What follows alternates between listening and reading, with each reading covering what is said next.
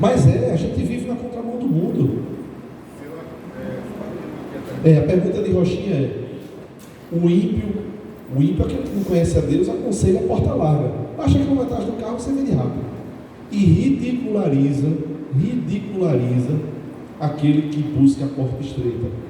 Mas isso acontece desde que o mundo é mundo. Isso aconteceu com o nosso Senhor Jesus Cristo. Eu preguei ontem aqui falando disso. Aquela multidão que seguia Jesus, num determinado momento, escolheu foi Barrabás. Porque o mundo quer o mais fácil. O mundo quer os valores deles. Nós vivemos na contramão. E é isso aí que o Senhor está dizendo para a gente. E é essa contramão que impacta as pessoas.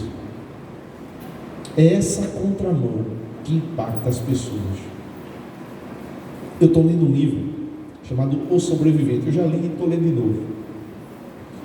É de um jovem que sobrevive a Auschwitz.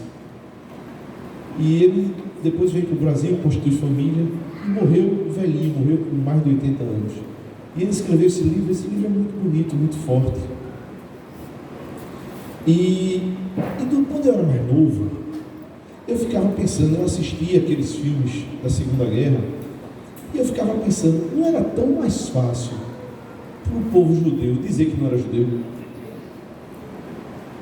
Não era. Você é judeu? Eu sou não sou judeu não. O homem ainda tinha a questão da circuncisão, mas a mulher não. E por que aquele povo ia para as câmaras de gás, mas não se dobrava? Porque aquele povo aprendeu, naquela pedagogia lá da Babilônia, a nunca negar o Senhor Deus. Toda a idolatria, toda a corrupção, todo o adultério espiritual do Antigo Testamento acaba ali, naquela pedagogia. E esse povo vai como ovelha para o matadouro, mas não nega o Senhor seu Deus. Escolhe a porta estreita, mas não nega o Senhor seu Deus. E é assim com a vida da gente. Porque senão a fé da gente tem preço. Eu oro, peço a Deus, tudo tal, Deus é Deus, eu sou aquele crente. Aí na hora que o guarda para meu carro, o preço da minha fé é não ter o carro apreendido. Aí eu vou e dou 50 reais para o guarda. Não é assim? Prenda, rapaz, leva o carro, se eu estiver errado, leve. Multe. E qual é o problema? Deus não me chamou para ser perfeito, mas me chamou para ser sério. Me chamou para viver sobre os valores dele. E a porta estreita.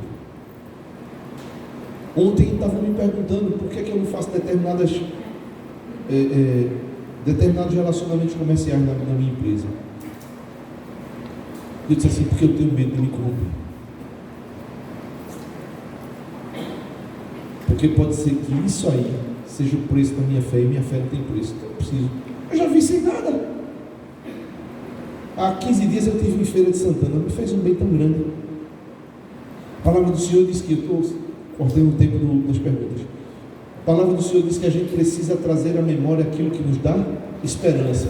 Aí eu estive lá em Feira de Santana, me fez tão bem, porque eu recordei tudo que o Senhor fez na minha vida, trazendo à memória aquilo que me dá esperança. Fui pregar lá para homens, naquela igreja onde eu tive o meu encontro com Deus, a Igreja Batista Central. Tirei uma foto do apartamentozinho, do prédiozinho do apartamentozinho onde eu fui despejado, dormir no escuro. Hein? Onde comi um mambuzado. Mas a foto, eu me lembro que eu passei, eu disse, Stênio, para aqui que eu quero tirar uma foto.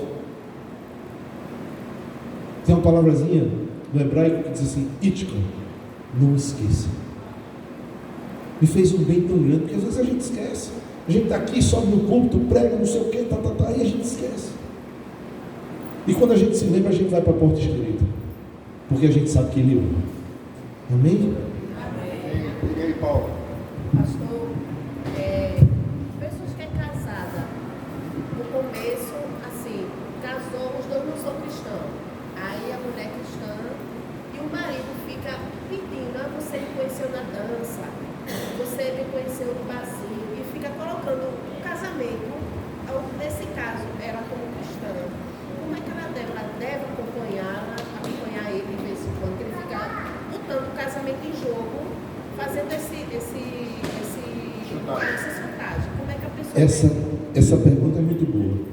Essa pergunta é muito boa. Ela está dizendo assim: o casal se conheceu sem ser cristão. E a mulher se converte. O homem se converte. Né? Mas no caso mais natural, a mulher se converte. E aí o homem diz assim: mas agora tu é crente, não quer mais isso, não quer mais aquilo, não quer brincar carnaval, não quer isso, não é basicamente isso. E agora? Essa pergunta é muito boa. Primeiro, porque ela é muito difícil. Segundo, porque ela é muito verdadeira e muito comum. E aí a palavra do Senhor, a gente vai para a Bíblia. Primeiro, a Bíblia diz o seguinte: que a mulher cristã, a mulher crente, santifica o marido crente santifica a mulher. Melhor que os dois fossem crentes. Mas se um é, a fé dela santifica o marido. A fé dele santifica a mulher.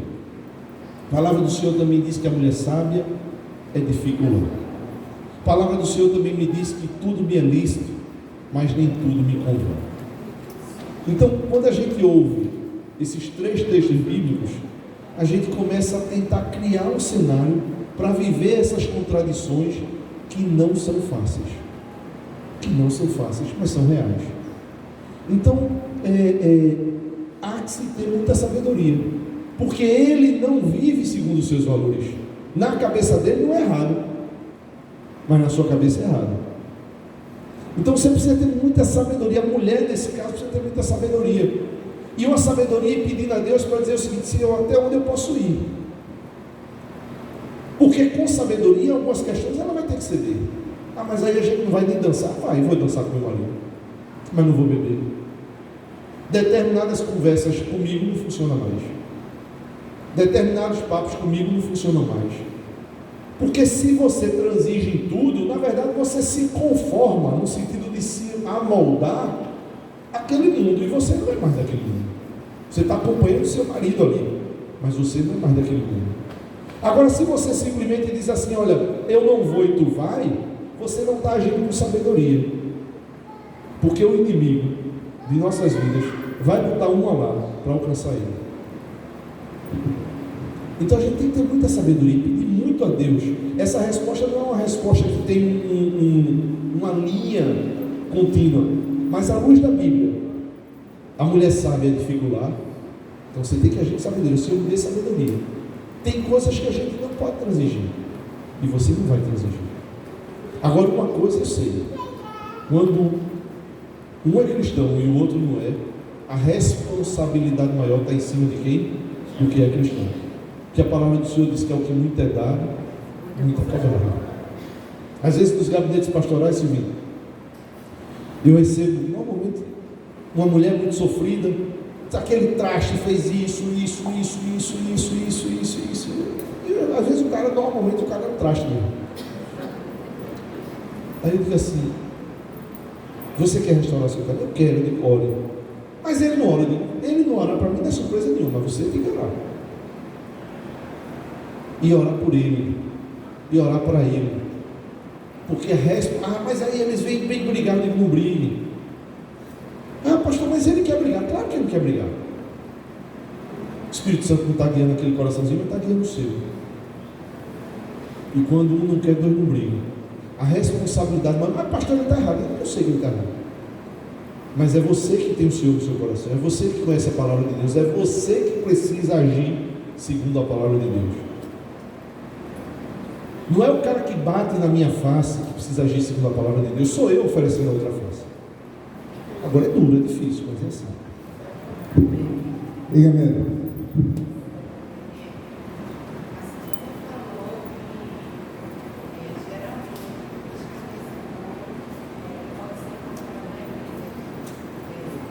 Também.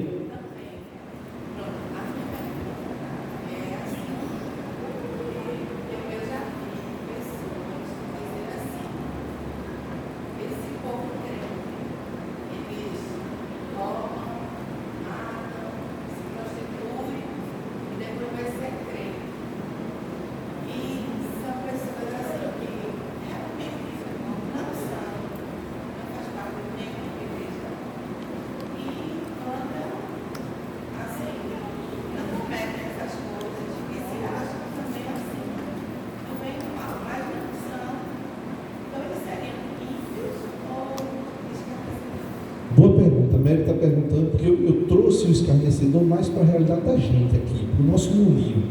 Mas o que ela está falando é uma grande verdade. Ela disse assim: e a turma lá fora, aquele camarada lá, que não adultera, tem uma vidazinha toda arrumadinha e tal, mas que vive lá fora, não conhece a palavra de Deus. E ele chega e diz assim: ah, rapaz, crente é aposentadoria de cabra safado. O cara faz um monte de coisa errada e depois vira crente para dar um de bonzinho. Eu era um cara assim, porque eu não era muito ruim, mas eu vi os crentes, eu usava essa expressão: crente é aposentadoria de cabra safado. O cara faz um monte de coisa errada e depois vira crente para dar um de bonzinho. Ali você é ímpio e é escarnecedor também. Você está escarnecendo, se colocando numa posição superior porque você não faz. Quando na verdade o princípio do Evangelho é empatia e misericórdia.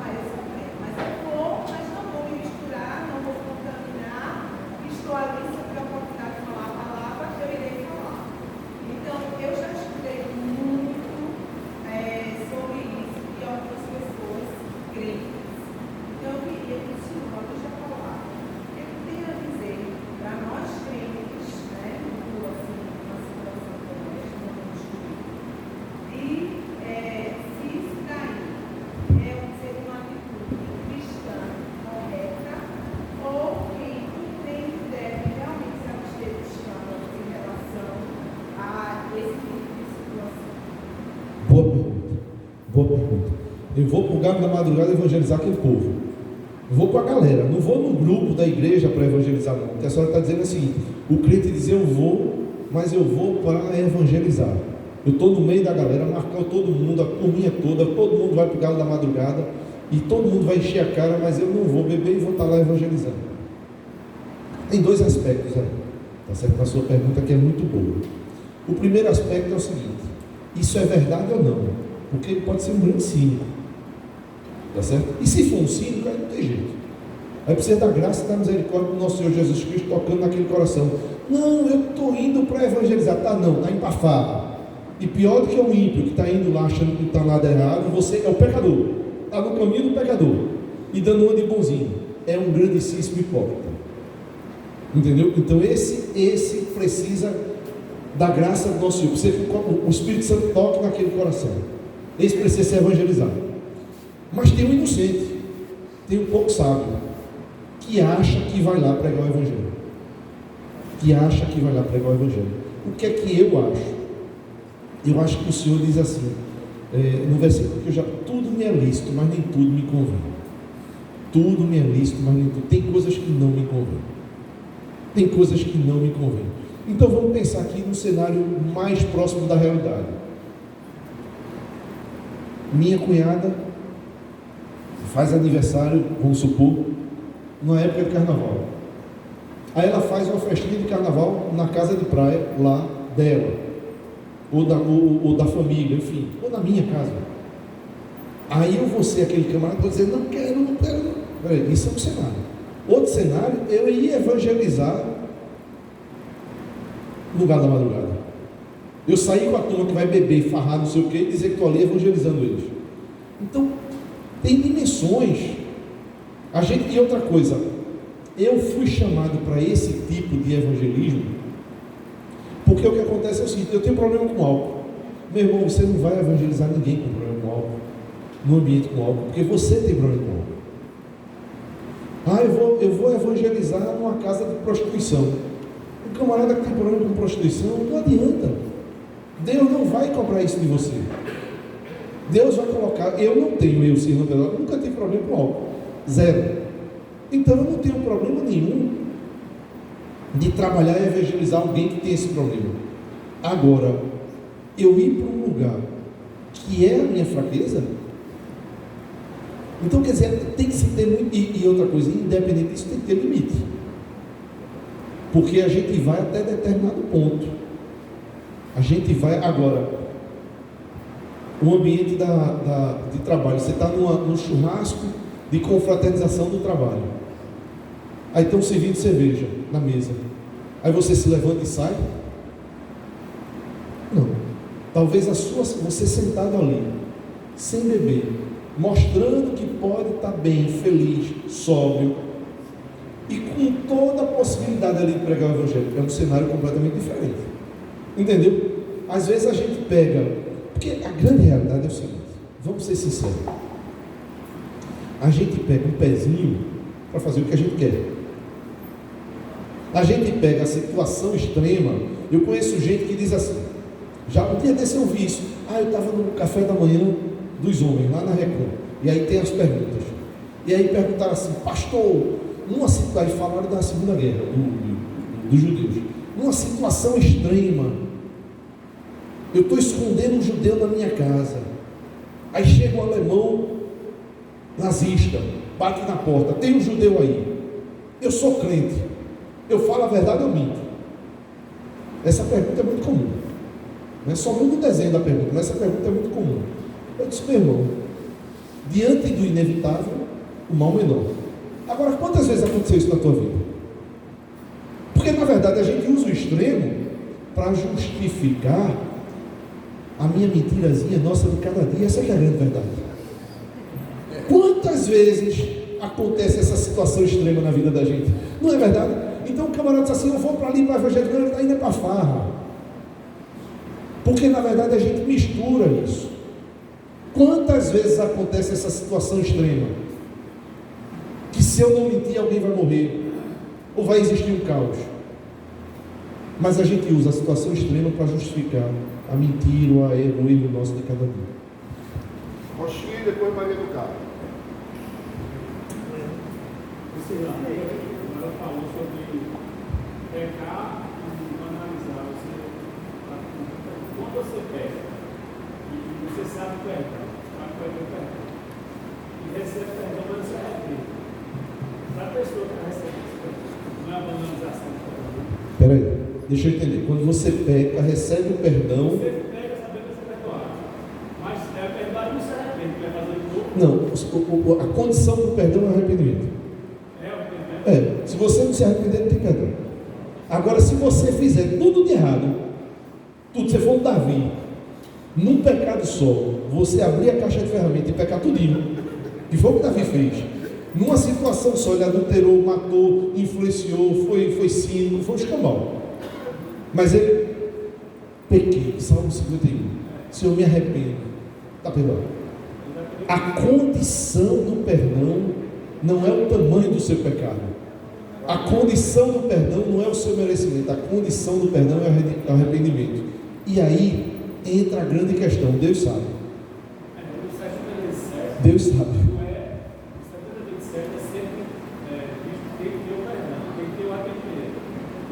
Não, aí ele está perguntando aqui os 70 vezes 7. 70 vezes 7 é eu perdoar Silvino. É outra coisa. Aí eu não preciso do arrependimento de Silvino. Mas eu estou entendendo que você está falando do perdão de Deus, que é a questão do pecado. Aqui entre eu e Silvino me ofendeu. Quantas vezes eu tenho que perdoar Silvino? 70 vezes 7, a vida toda, independente do arrependimento de Silvino. Porque eu perdoo Silvino não por causa de Silvino, eu perdoo Silvino porque o Senhor me perdoa. Porque eu não sou um justo juiz para condenar Silvino. Só há um justo juiz que é nosso Senhor Jesus Cristo e não me condena, eu merecendo.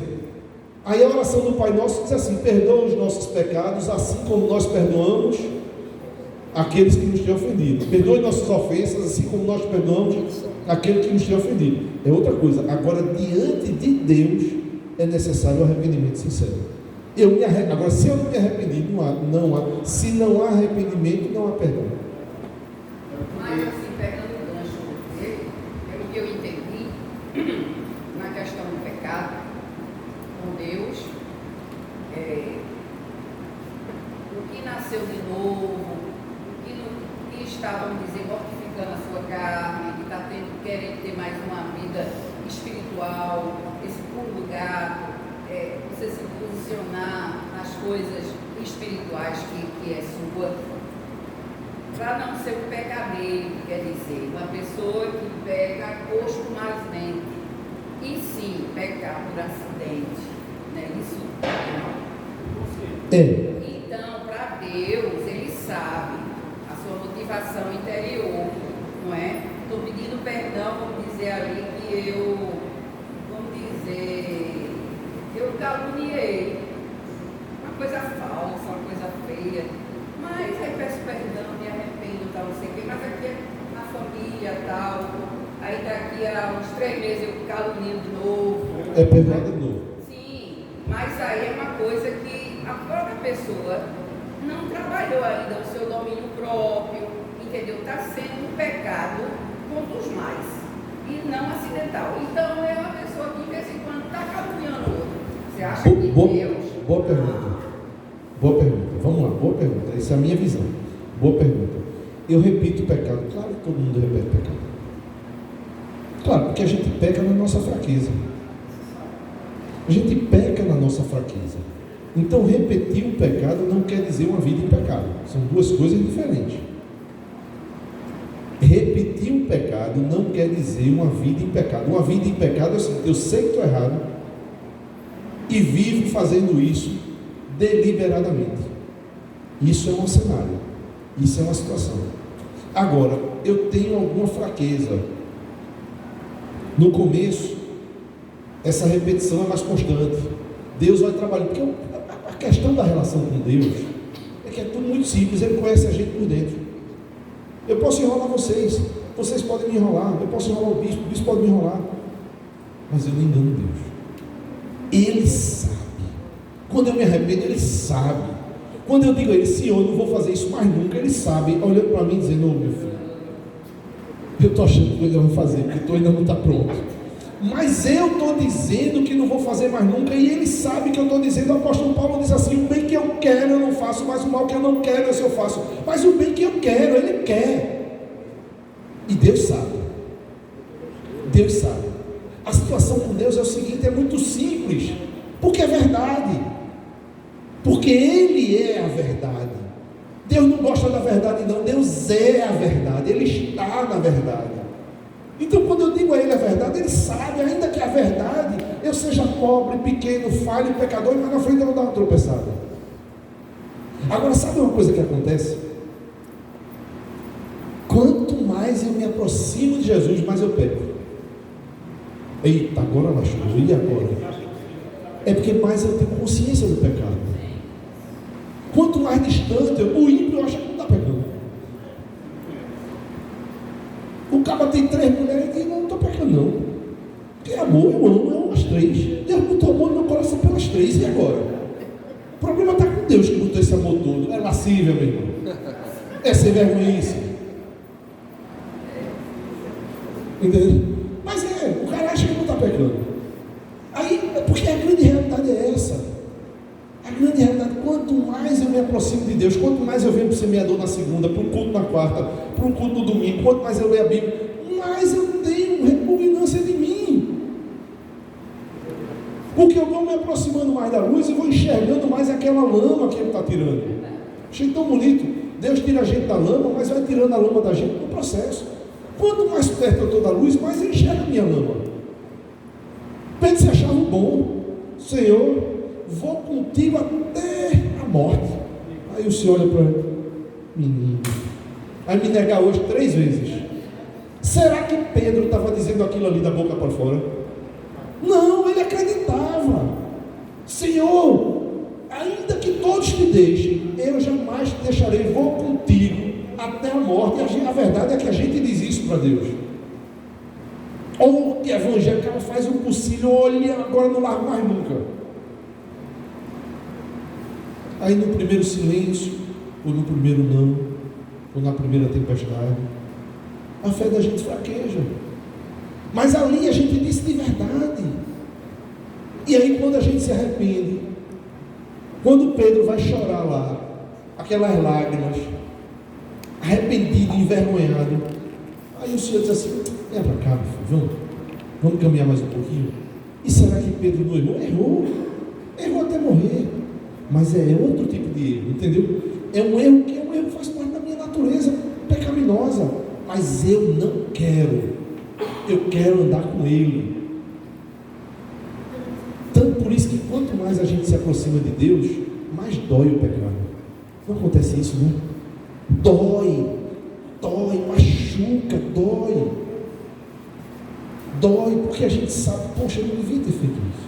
Então a condenação de Judas, o Iscariote, foi porque ele, até depois quando ele saiu dali, né, no momento da ceia, ele teve até um momento de honra, porque o Senhor molhou o pão e deu a ele. Isso na cultura judaica era exatamente uma honra. E o Senhor ainda diz, amigo, não é? Até muito distante. Ele saiu dali com o pão na mão, ele nem chegou a comer e foi para as trevas. E ali ele foi devolver aquelas 30 moedas onde ele vendeu o Senhor. Agora, o problema dele é que dizem, né, que ele não foi se reconciliar com o Senhor. Ele tomou o caminho errado, porque ele deveria ter voltado e ter se refazer com o Senhor, pedir perdão. Não. Aí dizem que nele foi apenas um remorso, quer dizer, ele ficou se remoendo no ego dele, ele se remoendo e foi para o caminho errado, simplesmente para o suicídio, onde aconteceu isso. Então, realmente foi remorso mesmo, não houve ali não arrependimento não, nesse processo. Veja bem, eu creio com Deus, essa pergunta é muito boa, mas vamos lá. A palavra de Deus é a verdade. A palavra de Deus diz que todo aquele que com sincero arrependimento e viva fé ele se converte, é perdoado. Todo aquele que se arrepende, confessa, deixa, alcança a misericórdia. As misericórdias do Senhor não têm fim, renovam-se a cada manhã. Então, se ele não recebeu o perdão, ele não se arrependeu. Eu não estou dentro de Judas, mas eu conheço a palavra. Se houvesse um verdadeiro arrependimento, a palavra do Senhor relataria um perdão na vida de Judas. E o comportamento dele, ele teria voltado a ele, né, ao Senhor, né, e não ir para... Assim, teve o arrependimento, né? Não, mas ele não se arrependeu porque ele teve o receio. Exatamente. O que é que o texto bíblico diz? O texto bíblico nos fala no arrependimento de Pedro, mas não fala no arrependimento de Judas. Não fala, como não fala no arrependimento de Ananias e Safira. Sim. Porque a gente fala de Judas, né, numa situação, mas Ananias e Safira, eles vão lá ofertar mentindo, cínicos diante de Deus. E Pedro ainda diz assim, rapaz, era de vocês não precisavam ter feito isso. Se ali aquele casal tivesse arrependido, eita, Pedro, me perdoe, o Senhor me perdoe, não ia morrer não. Não ia, porque o Senhor perdoa. O Senhor perdoou Davi? Meu Deus, o Senhor perdoou Davi, não perdoaria Ananias e Safira que ficaram com 50% do valor do terreno? É porque a gente precisa ter, a relação com Deus é transparente, Ele enxerga a gente. Amém, queridos? Olha, eu estou muito feliz hoje, pastor. Primeiro porque você está aqui e é sempre bom tê-lo aqui nos Semeadores, mas porque também alguns outros motivos. Hoje nós temos mais 2 casais, aliás, mais um casal, mais duas pessoas fazendo parte da nossa equipe administrativa de apoio, Fábio e Valéria, sejam muito bem-vindos.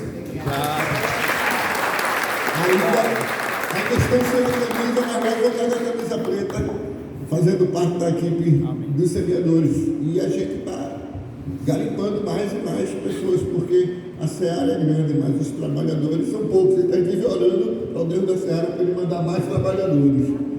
Mas eu estou mais feliz ainda, sabe por quê? Gosto muito deles, eles já estão caminhando com a gente nos semeadores há muito tempo. Mas eu estou mais feliz ainda de encontrar o irmão dele e a esposa, Franklin Cine, aqui. Porque eu conheci eles, sabe onde? No círculo do SCC. Eles fizeram parte do meu círculo e a gente começou a caminhar junto e estou sempre encontrando eles. o culto do domingo de tarde. E hoje é a primeira vez que eles vêm aqui no Semeadores. Estou muito feliz de ver vocês, viu? E todos vocês, obviamente, mas esse casal aqui, a gente começou a caminhar, eles, assim, verde. Acho que Franco tinha tido muito pouco contato com a igreja, né Franco? E Cid também. E aos pouquinhos estão aqui, ó. Eu gosto muito desse ministério. Gosto muito de Silvinho. É uma questão pessoal. Silvinho, de Sandra, todos aqui. Mas eu gosto muito desse ministério. Por quê? Porque nossa igreja é muito evangelista. A nossa igreja tem cara de pescador, né? De jogar rede. É Dom Paulo é evangelista.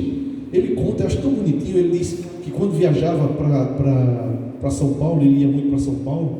Ele disse: eu já andava com a pasta, com ficha de possível, ficha de SCC, sentava do meu lado, sempre Dom Paulo contando aqui no gabinete, sentava do meu lado, eu olhava para ele e dizia assim, esse aqui, 3 horas comigo, sentado aqui do meu lado, quando chegar lá eu ganhei para Jesus. Então Dom Paulo é evangelista nato, e a nossa igreja tem essa cara de Dom Paulo. Mas aí o que é que acontece? A gente precisa daqueles ministérios que são ministérios de consolidação, e os semeadores têm essa cara, né? Eu gosto muito de semeadores porque ele traz os temas pertinentes do dia a dia. Essa pergunta da senhora foi muito interessante. Olha aí, você vai lá para o carnaval para evangelizar? Outra pergunta que foi feita aqui também, quem foi? Foi Paulo. Disse assim, irmão, quando o marido é e quando não é, são questões da vida, porque às vezes a gente vem aqui e prega um sermão, mas a gente vive no mundo lá fora. Não peço que os tire do mundo, mas que os livre do mal, porque a gente vive lá fora. E essas questões, elas precisam ser faladas. Eu fui fazer a Recon, esse café com os pastores, e tem as perguntas, e tem gente que tem medo de perguntas. Eu não tenho medo de perguntas. Primeiro, porque eu não sou dono da verdade, eu sou portador da verdade, que é o Evangelho, mas eu não sou dono da verdade. Segundo, que eu preciso saber tudo, porque eu não souber, eu vou dizer, olha, eu acho assim, entendeu? Então tem essa dúvida também. Quando alguém chega para mim, explica aí a Trindade, eu digo assim, olha, se alguém me explicar a Trindade bem certinho, sai correndo. Porque não tem explicação, é pela fé. Mary já deve ter ouvido isso, eu sempre falo. Se alguém me explica, tem coisa que não se explica. Então eu acho muito interessante, porque isso é a nossa vida. Isso é o nosso dia a dia, essas questões e essas dúvidas. Então eu acho o ministério muito bonito, acho muito oportuno, e a nossa igreja precisa. Amém. E aí, vamos dar presente para o nosso Deão? Tem lembrança para o nosso pastor? Olha. Eu vou chamar o dono da empresa que fez a livrazinha com todo carinho do Senhor, que é Xandro. Olha. Lembrando que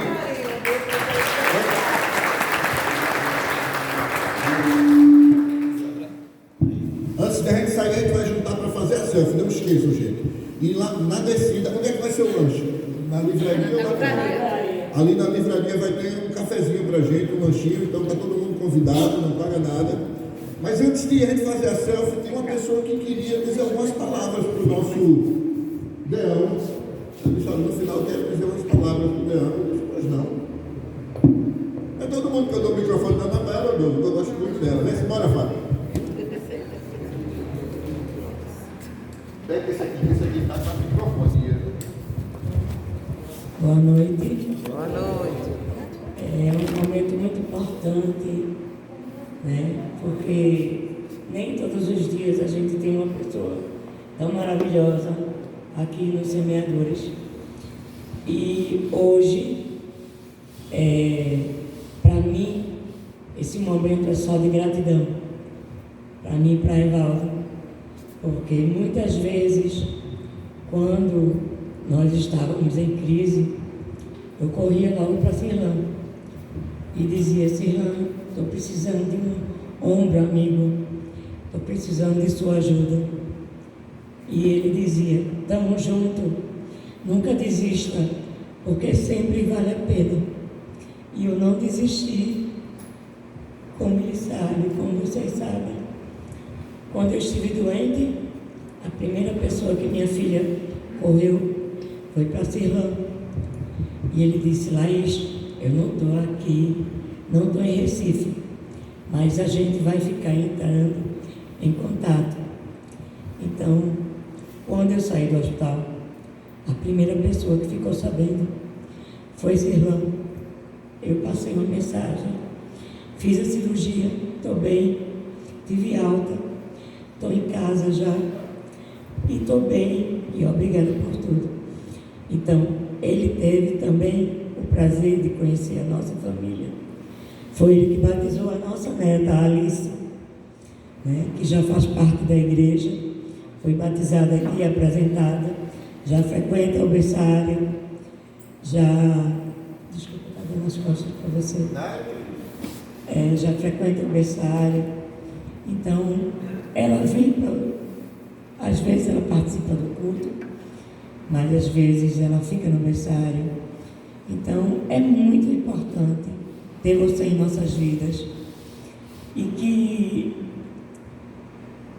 nossa vida, a minha união com o Evaldo, nós devemos a você, porque Jesus também, porque foram suas palavras que me deu coragem, entendeu? Que me fortificou, me deixou forte, fortalecida, e eu só tenho gratidão.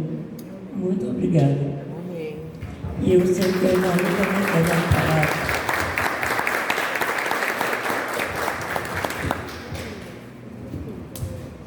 Boa noite a todos.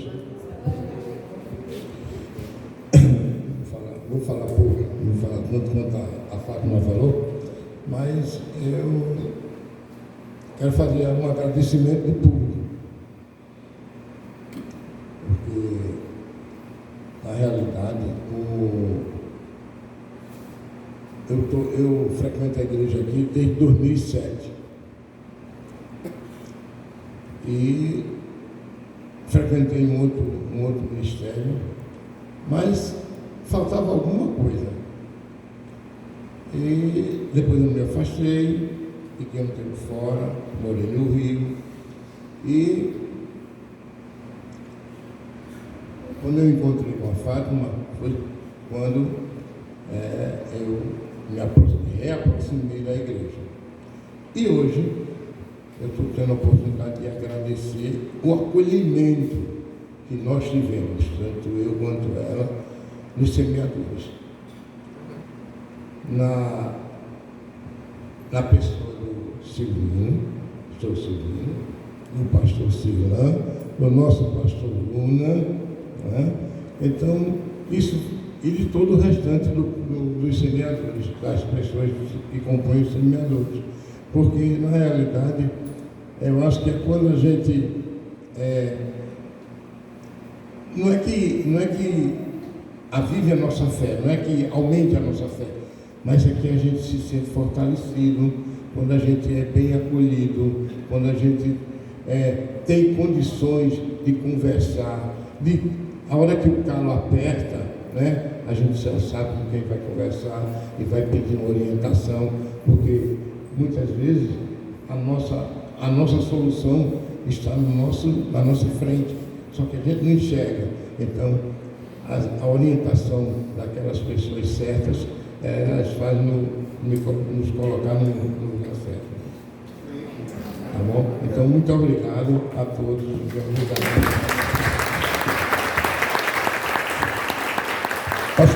Pastor Luna, chegar que Dona Fátima quer fazer mais uma homenagem para a Cirlã. Afinal de contas, o aniversário dele foi há poucos dias. E ela disse, não, eu faço questão. É porque nós não estávamos presentes naquele culto. No culto de quarta-feira ela não pôde vir, onde teve a sua festinha, então ela disse, não, vou levar um bolo para homenageá-la. Amém.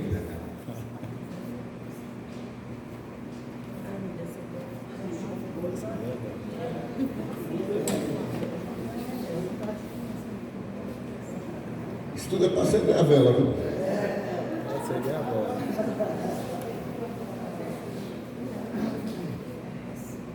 Vamos aproveitar para cantar para você.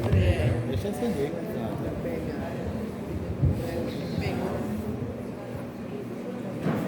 Rapaz, não fosse vocês botavam um palito.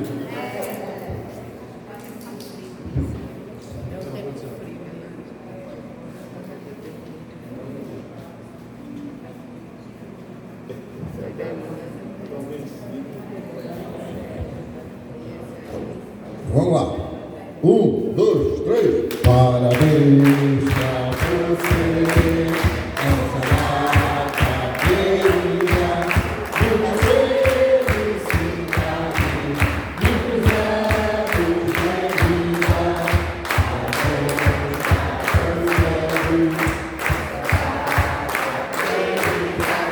Que a vida lhe seja um eterno sorriso. Pastor Lula, vamos fechar com a oração e todo mundo junto aqui para fazer a selfie, viu, gente? Se aproxima aqui no meio para a gente fazer a selfie. Amém. Que Deus nos abençoe, né? Que o Senhor nos abençoe e nos guarde, que o Senhor faça resplandecer sobre nós a sua face e nos dê a paz. Amém? Vamos agora orar para estenda a mão para cá, vamos orar pelo Deão, vamos orar pelo Silão, nosso amigo. Pai amado, Deus eterno, obrigado, Senhor, pela vida dele, obrigado pela vida de Silão, pela sua família. Senhor, coloca os teus anjos, dá ordem aos teus anjos, Senhor, para servir a ele, por onde quer que ele ande, Senhor, servir a esse ministério. Senhor, em nome de Jesus, fortalece ele, fortalece a empresa dele, fortalece todas as coisas, todos os cantos por onde ele andar, por onde ele passar, que ele seja sal e luz sempre na vida das pessoas, assim como ele é na nossa. Amém? Amém. Ide, a paz de Cristo, sede corajosos e fortes, no testemunho do Evangelho entre os homens, servir ao Senhor com alegria, no poder do Espírito Santo. Aleluia! E Rochinha, deixa eu dizer uma coisa. Quando o cara peca na intenção de pecar para ser perdoado, ele pecou 2 vezes. Agora vamos juntar aqui para a selfie e quando a gente junta, deixa eu só dizer uma coisa a vocês. Próxima segunda-feira o tema será dom de cura. Vamos falar sobre o dom de cura. E quem vai falar sobre esse tema é nosso querido pastor Luna.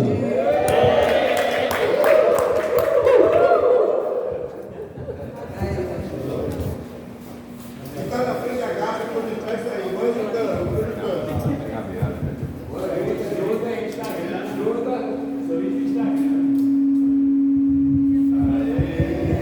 Amém. Gente, lá embaixo a gente se encontra para tomar um cafezinho.